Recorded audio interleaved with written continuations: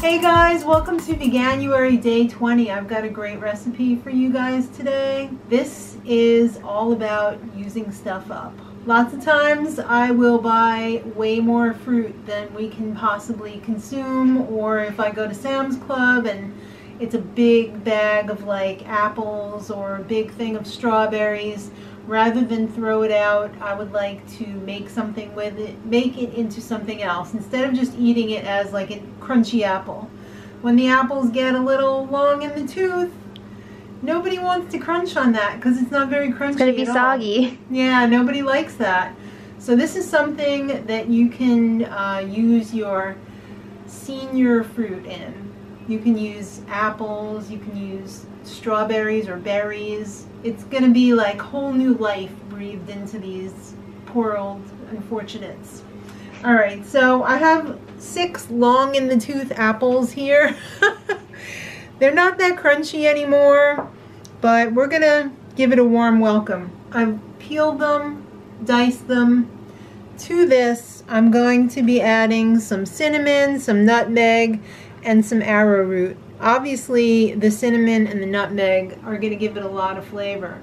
But in case you guys didn't realize, the arrowroot is going to suck up all of the juice that the apple gives off, and it's going to make that apple gravy. You know, the liquid, not that liquidy part of the crustless pie, because this is going to be an apple crumble. So I'm just going to put that in with my apples and semi-carefully mix it around so I don't slop it up all over the place, as my mom would always say. This is a dish that my dad made all the time. He loved apple pie, apple crumble. We used to kid around. Sometimes he called this Apple Betty. Like Nurse Betty from, what was that movie? Kung Pao, Enter the Fist, I think. Nurse Betty. Alright, there. That's pretty well coated right there. So we've got, this is the equivalent, not that. This is the equivalent of an 8x8 pan, I would say, except it's round. I like to do this in stoneware because you could leave this in the oven for a long time and the bottom is very thick. It's not going to burn anything. So just distribute your apple mixture here. Don't let any runaways get away. Get back in there. Alright, that's beautiful. Ooh, it smells so nice too. Already, right? Mm-hmm. Wow, I could almost eat these like this. I know. You know what I forgot? Raisins. I used to hate raisins as a kid.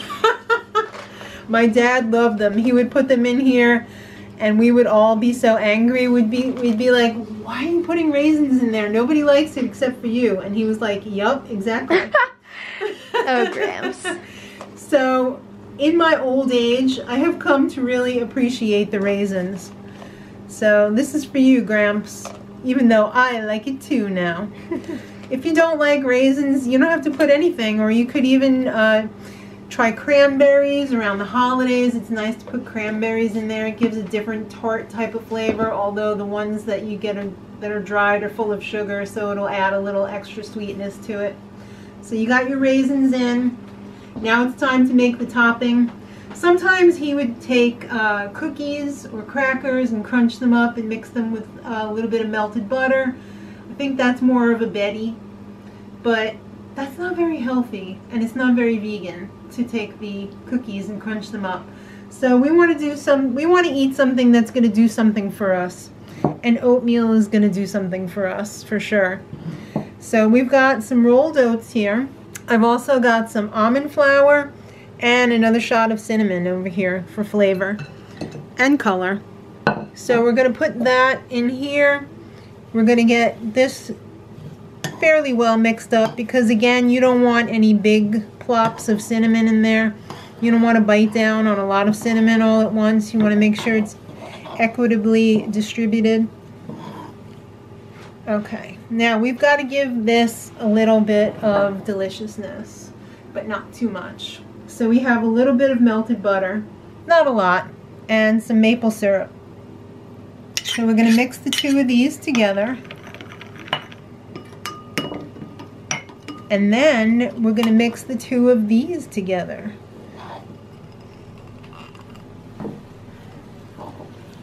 When this cooks in the oven, it's going to get crunchy. The oil in the butter, vegan butter, is going to make it crunchy.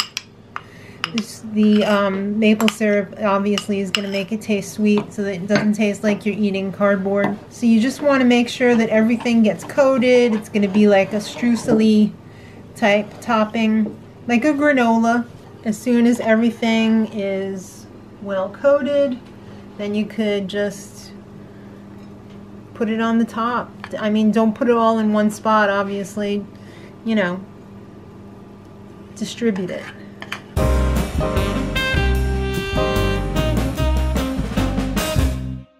Alright, looks pretty good. Now we're going to pop it into our toaster oven. I mean, you can use a regular oven too. I just like my toaster oven. 350 for about 1 hour or until the apples are tender. Don't worry about it looks like, oh no, it's going to overflow. It's going to shrink down a little bit because the apples are going to deflate. So trust me, it's all going to be good. Alright, Sparkles is here to taste the food, and woo! There we go. Look how beautiful that is. It was in the oven for exactly 1 hour at 350. Mm-hmm. We've got some beautiful tofu-y vanilla on top. Nice. And get a little bit of everything. I hope it's very delicious. It looks wonderful. Let's see. Mmm. Wow. You like that? Mm-hmm. Wow. That packs a lot of flavor. Right? And that was really easy to make, too. That was incredibly easy. I mean, nice. That was like 10 minutes prep time, hour in the oven. Even without the ice cream, phenomenal. But the ice cream just takes it over the top. I hope you guys give it a shot. Yeah, let us know if you do. It's fun. It's good for the senior fruits in your life. Maybe not apple. They want to have maybe some berries. Yeah. I mean, you could do a lot with it. No, peaches, yeah. Apricots. Tons of stuff. Not bananas, though. That's for bread. Banana bread. That's right. But give it a try. Let us know if you do. And we hope that you're having a great Veganuary. Until tomorrow, much love.